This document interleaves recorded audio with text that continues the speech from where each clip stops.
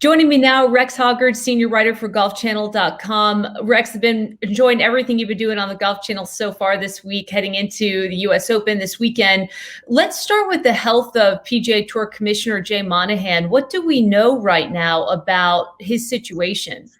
Not much. His second in command, Tyler Dennis, was on Golf Channel yesterday live and he didn't have a lot of details. I know he spent the day talking with players. I think right now there's a lot of unknowns, and they're being very tight-lipped about this, obviously on purpose. I think it is telling that the PGA Tour not only made an announcement that the commissioner was having health issues, but they also pointed out that someone else will be running the day-to-day operations at Tyler Dennis and Ron Price. So I think at the very least, we can read into the idea that this is not going to be a short-term issue. To your knowledge, has he had any kind of significant health issue in the past that I wouldn't be aware of? No, not at all. He's actually very active. I mean, he was a hockey player growing up, and I think he still played a little bit of hockey on the side. I think anybody that knew him would talk about how much energy he has, and certainly the last year has taken a toll. I don't want to speculate at all. It's been difficult for pretty much everyone in golf based on what we've been going through. So this was very much a surprise. Listen, he's been under a tremendous amount of scrutiny in recent weeks. Certainly wish him the best in recovery. And I'm not going to speculate either on what he may or may not be going through. But, you know, the U.S. Open is overshadowed by this story of this potential merger. And now you've got Democrats in the Senate opening an investigation into whether or not antitrust violations, will ensue as a result of this, and whether or not this is forcing a monopoly, sports washing. I mean, you name it. This has really kind of captivated the nation's attention. Is there any way for us on the outside to digest what is happening now with this inquiry into just the viability of the deal in general and whether or not it will be finalized? Probably the biggest roadblock, and I know you referenced there's been some lawmakers who reached out to the PGA Tour and LIV Golf wanting more information, and I think that the tour expected that, to be quite honest with you, but probably the biggest roadblock was news just this morning. Wall Street Journal reported that the Justice Department was going to look into it. And keep in mind, the DOJ was already investigating the PGA Tour, has been for about a year and a half now, I believe, if I have that correctly. It's a review of antitrust concerns, and I think that was only going to intensify when this agreement was announced, and that's certainly going to be the case. I think that's the bigger issue for the tour going forward, because number one, it's not going to be a fast review. According to the report I read, it's going to take at least a year, and that's going to set things back quite a bit, and it could completely derail it if the Justice Department decides that this is an antitrust violation. Well, what exactly is the DOJ's main issue here, especially with you mentioning that they've been investigating the PGA Tour before this potential merger? I think this is kind of a twofold issue going forward, because one, keep in mind, there was a lot of litigation. There's actually still technically litigation going on between the Public Investment Fund of Saudi Arabia, LIV Golf, and the PGA Tour. And that was based entirely on antitrust claims. And they had moved pretty far along in that lawsuit, to be honest with you. So I think what the Justice Department is going to look at first and foremost is, you have been arguing now for almost a year that both sides are claiming that there were antitrust agreement, and how does that impact the landscape? And I think the second half of this is, how exactly will this benefit the players, the fans, everyone else in, let's call it, the golf ecosystem? Because what you have essentially done is taking the two largest businesses in this particular arena and you put them together. I think the Justice Department would always look into this, regardless whether it's golf or any other business. How have the players wrapped their minds around this, Rex, and where do they stand heading into the U.S. Open? I know different players feel different ways about it, but how much trust has been lost? I imagine that there were egos that were bruised because the players weren't a part of this, secret sort of plan to put this all together.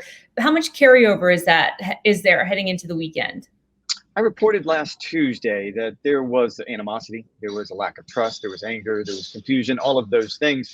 I wildly underreported that, I can say right now. After spending some time this week talking with players, getting a better idea of what happened in that room when the commissioner talked with players after this agreement was announced, it went beyond anger. I think there is a severe lack of trust, and that's something that the tour is going to have to work really, really hard to rebuild. Because keep in mind, one of the things that came up in that meeting, and it's been talked about on tour really since I've covered it for at least 20 plus years, is the idea of a union. I mean, golf is kind of the only professional sport in the United States that doesn't have a union. They don't have a collective bargaining agreement. And the idea has always been it's a member-run organization. The players run the tour, and therefore there was always this great amount of trust. I think that this severely damaged that. And if you factor in what we just talked about, that Jay Monahan's kind of on the sidelines for at least the foreseeable future, it's going to be an uphill climb. Well, help us understand how unique the setup is on the PGA Tour, because I saw somebody wrote something on Twitter, and forgive me because I'm going to kind of butcher it, but basically that there had been a lot of other companies who were jealous of the model of the PGA Tour because you had these athletes essentially set up as independent contractors who carried a lot of their own expenses, who, you know, got paid as a result of productivity. In other words, the players are doing a lot of the heavy lifting in terms of their gains in all of this, and that it was a model that was really favorable for the PGA Tour. Is that really what the players are getting at in terms of unionizing, that they don't feel like they've been paid according to how they should? They don't feel like they've been protected in the ways that they should, and they want a different model moving forward? I think that's part of it. I think compensation is always going to be worked into the conversation, and it has been for a long time. I would argue maybe the bigger conversation here is who is making the decisions and why. Because we've ended up here in a very, very unique situation where some of the game's top players, I'll use Rory McIlroy as an example, stayed loyal to the PGA Tour over the last year, did not go to LIV Golf. And they clearly would have wanted him they would have paid him a lot of money. Let's be honest. And I think now you're in a situation where, so now we're working with them. I didn't take the money. And where does that leave Rory and the rest of the top players? I think that's the first and foremost concern. And I think the second half of this is what you just pointed out. I'm a commissioner of another league, I have a huge amount of jealousy for what Jay Monahan had, because you're right. They're all independent contractors. There aren't any guarantees in golf. And it's also a non-profit. And so as a business model, it is probably one that a lot of people liked.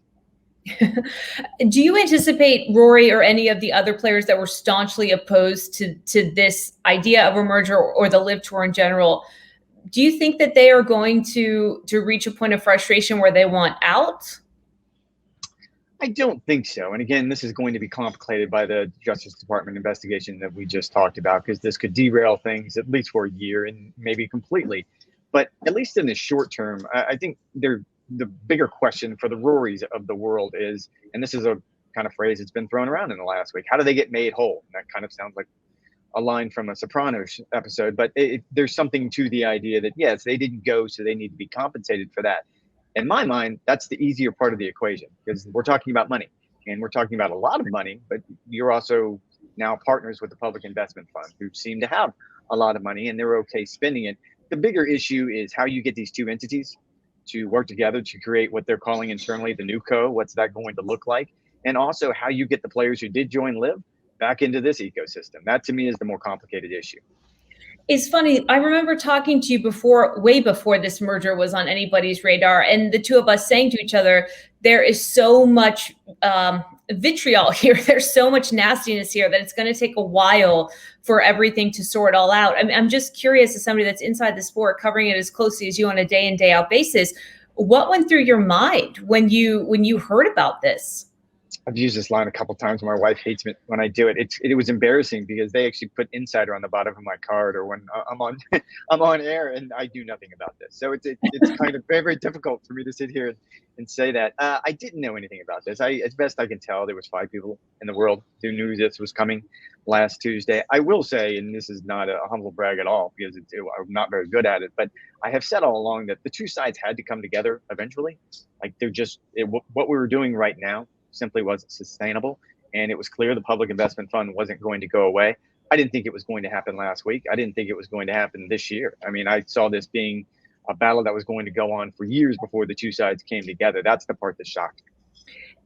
The sense that I get from everything that I've read is that, like you just said, this was an unsustainable model when you have an empty well of funds on one side and a very daunting litigation path on the other. And so the first thing that ran through my mind when I heard this news was Jay Monahan just must have been between a rock and a hard place, seeing the writing on the wall about the fact that there's no way to survive this financially. And it forced him into a position where they had to make a deal. I mean, from everything that you've read and know, does this come down to money?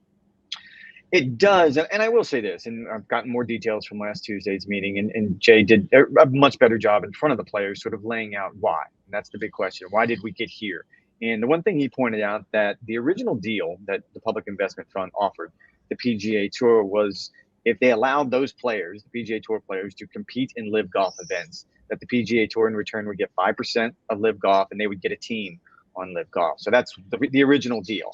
We don't know many details. It doesn't seem like there are many details of the new agreement, but it seems, at least on its face, much, much better than whatever that was. So Jay's point that he was negotiating from a position of strength seems to have some validity, that, okay, you got a better deal than what they originally offered you. And there was also the idea that Jay sort of laid out what you just mentioned, sort of the finances of this battle. And one of them was Jay told the players that they had spent $100 million from tour reserves to prop up the tour this season. They had spent $50 million in legal fees because of litigation. They had spent $50 million propping up the DP World Tour, the European Tour. That's just $200 million this year. That was not sustainable. I do want to move off this and get into the U.S. Open, but just to kind of put a button on it, there is so much damage done here from a perception point of view, just in terms of outside fans wondering how this could have happened. And especially with, Jay Monahan and the PGA Tour seeking maybe some outside PR counsel when they were going to try to fight this thing and going down the path of, this isn't right. This is un-American. Do you see a world in the next couple of months, maybe it taking longer than that, where Jay Monahan is going to be able to answer those questions, figure out a way to pay those damages back, so to speak? I mean, I'm being a little bit too verbose here, but is this a problem that can be fixed in terms of how wrong this has all gone from a perception point of view? It's hard to judge it because, and I think what you're getting at is sort of the 9/11 families had a lot to say after this agreement was announced last week, and justifiably they should. And there's no easy way for me to say this because I can only imagine the pain they went through. And I will say that the PGA Tour actually hired a very high profile PR firm in Washington, D.C. for this very reason. We know this because of the filings, and I've gone through it and I've seen it, to stoke these flames. I mean, they sponsored essentially the 9/11 families to protest LIV Golf. So there's going to be an immense amount of pushback, and justifiably so. You did this. This is what you sowed, and you're going to have to reap it now. Yeah, that is. I mean, you did a better job of summarizing it than me. But to stoke that, such a real pain for so many people, seemingly to gain some kind of advantage at that time in terms of how this whole thing was being perceived, and then to turn around and have this deal come through and to have it feel like such a betrayal. We obviously wish Jay Monahan the best in terms of what he's going through health-wise. I imagine, hopefully, when he does emerge on the other side of whatever he is dealing with, that the PGA Tour, the NewCo Tour, whatever it's being called, will have to, in some way, address the PR nightmare that this has become.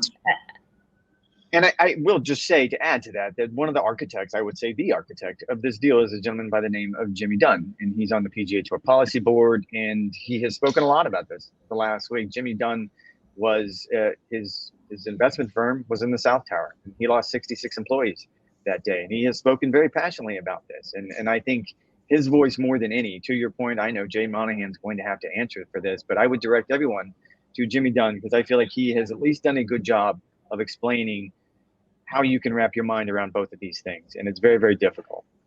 Yeah, that's a point well taken. And I think he's a very interesting piece in all of this. Let's move forward to the weekend. I saw some reporting from you on the Golf Channel. It was interesting that you had been speaking with insiders in Scottie Scheffler's camp about some of the struggles that he's had around the green. What have you gathered about what he's doing to sort of fix what's been ailing him in terms of putting? And do you expect him to be able to put it all together this weekend? Golf. I can't wait. I love talking about golf. I never get to do it anymore. This is a wild time in golf, Rex. I mean, I cannot think of another time where there has just been so much drama and intrigue and potential deception around the sport. I mean, it's unbelievable to think of this as a backdrop heading into a U.S. Open. And I kind of agree with Mike Whan, who's the CEO of the USGA. He spoke about this earlier in the week, and the idea that if you go back to last year's US Open at Brookline in Boston, that we were having kind of similar conversations. Keep in mind, the first LIV event had just been played the week before in London. It had just become real, and there was a lot of, not as intense, but similar distractions. And his argument was that on Thursday when they started playing, that took over the narrative. I believe, I hope, it's going to be the same thing this week. As it applies to Scotty, I would put Scotty Scheffler as, I mean, he's the world number one, so I'm not going out on a limb here, as the top three favorites. I mean, it's going to be Scotty Scheffler, it's going to be John Rahm, it's going to be Brooks Koepka. He won the Masters. He finished second at the Masters, won the PGA Championship. The part that gets me with Scotty is no one on the planet has hit the ball as well as he has really the last few months. Go back to Memorial a few weeks ago. It's kind of a deep inside baseball stat, but he gained 20 strokes on the field from approach shots. That's unheard of. That's a historic number, and he lost 8 on the green. So my argument is, if he just putts not even average, just a little bit less below average, he would have won by 4 strokes. And I would say that I believe the people in his camp. I talked with his swing coach, Randy Smith. They spent some time working on it last week. It's never complicated when it comes to something like putting. It's all kind of about feel and comfort level. And there is a level of confidence that he's kind of clued into something that, again, I don't think he's going to putt lights out because he simply hasn't done that. But if he just putts average, he is going to be a dominant force this week. Brooks Koepka said that double-digit majors isn't out of the question for him. With the way that he's been playing lately, you said you have to kind of put him in the top 3 now. I mean, how surprising is this to see this turnaround and now to have to count him as one of the top potential finishers at a tournament like the U.S. Open? I argue that Brooks makes the game better because in some circles, and probably unfairly so, because I think he sort of wears a hat. Some of what he says and does is performative. That he wears kind of the dark hat. He's the bad guy in some circles. And again, I don't think that's entirely fair, but I do think that he makes golf better. And look, we go back to the Masters and we didn't know what to expect because we didn't have any of the normal metrics that we had for the LIV players coming to play a major championship. You just had no idea. They've been playing 54-hole events, and shorts and loud music and shotgun starts. And that sort of normalized everything. That if you were Brooks Koepka and you were really, really good when you left, you were still really, really good now. He has his swagger back and sort of that edge. And it's going to be fun this week. John Rahm seems like one of the players that's been a little bit more vocal about how disappointed he's been with everything that has happened. I mean, is he a player that's able to compartmentalize and kind of tune out all of the noise and really drill down? And how does this course suit his style? I think he is. I mean, look, we've seen the toll that being outspoken on these issues has taken on Rory McIlroy. And I think everyone has sort of taken a lesson from that maybe it's best if I just keep my mouth shut and I keep my opinions to myself and I just focus on what I do best, which is golf. And John was outspoken. I think he talked about the disappointment and sort of the betrayal that we talked about earlier in the podcast. I mean, I just think that his level of confidence right now, he was asked, how do you feel about your game now versus when you won the Masters just a few months ago? And he kind of nodded and goes, exact same, hasn't changed, which to me would be intimidating. This golf course is so fun to get an up close look at because of how exclusive it is, and the fact that some people might not be, able to see it as often as those kind of inside the sport. Tell us a little bit about the course, where the challenge lies, and how you sort of view who it's best suited for the weekend. I normally don't do this, but I've had a bunch of friends reach out to me this week, and I've implored them really, like, watch this one. Like, I've never told someone like, oh, you have to watch this. Watch this one though, because it's going to be so different and so special. And I think the golf course that people are going to see is something really unique that you don't get very much in golf. Like, we all know we can walk through the holes at Augusta National and the old course at St. Andrews. This one is so just unique in the world of golf. I had really the chance to come here last month and play it, and I was completely blown away. And I can tell you the course I played a month ago is even more sort of that edgy, scruffy look that makes it so cool. Is it link style? Is it the rough that's really daunting? What about it is so challenging? I don't know that the rough is really daunting. That was like the thing that threw me. It's sort of a nerdy golf thing. They have Bermuda rough here. But if you've been in LA or California this year, you know that it's been really, really cold and really, really wet, and Bermuda kind of needs hot. That's more of a southern type grass. So it's probably not the rough that they want. So I would say, though, that it is very linksy, and it's kind of a second shot golf course. But what you're going to see around the greens, I was talking with, there's a swing coach that is from LA. His name is Jamie Mulligan, and he's kind of the dean of LA Golf. And I spent some time a couple of weeks ago talking to him about this, and he put it the best way is there's a lot of late movement. And by that, guys are going to hit drives, and you're probably going to turn to go to get something out of the kitchen when you see it land. And when you come back, the ball's still going to be moving and rolling. And the same thing around the greens. It's kind of LA cool. It's the only way I can explain it. That's a great way to put it. I won't keep you too much longer because I know you got to run, but outside of the top three, the big three that we've hit on, is there a Tony Finau, a guy on the fringe on the outside that you think could maybe not win this thing, but contend and end up in the top 10? Do you have any kind of sleeper picks for those who might be playing, placing a couple bets, maybe wagering a stroke or two? I'm cheating. I'm looking up at the leaderboard just because I wanted to see it. In my defense, and you can check golfchannel.com. I picked Ricky Fowler as a dark horse, and that's sort of a loose dark horse. That's let's say outside the top 40, whatever the case may be. He's 2 under through his round. I think that's probably a pretty good mark. I think most people I talked to this week think somewhere around 7 or 9 under par is going to win. But I think Ricky would be a great story because we've all sort of, at least internally, watched him come back from some really, really bad golf and some bad days. And he seems to have that sort of rookie sort of walk about him again. So I think he would be fun to watch. The other guy that's up on the leaderboard right now that I have missed him only because he's so entertaining for all kinds of crazy reasons, but Bryson DeChambeau. You know what? He always delivers. And some of these personalities that are back in the mix, especially with everything that has been happening in the sport, it's just fun to see those guys, like you say, get on the course and play golf. And we remember why we love the sport. Thank you so much for the time. Enjoy it out there in LA. What a great event to be a part of and a great course to witness up close. Appreciate it. Thanks for having me on. Thanks.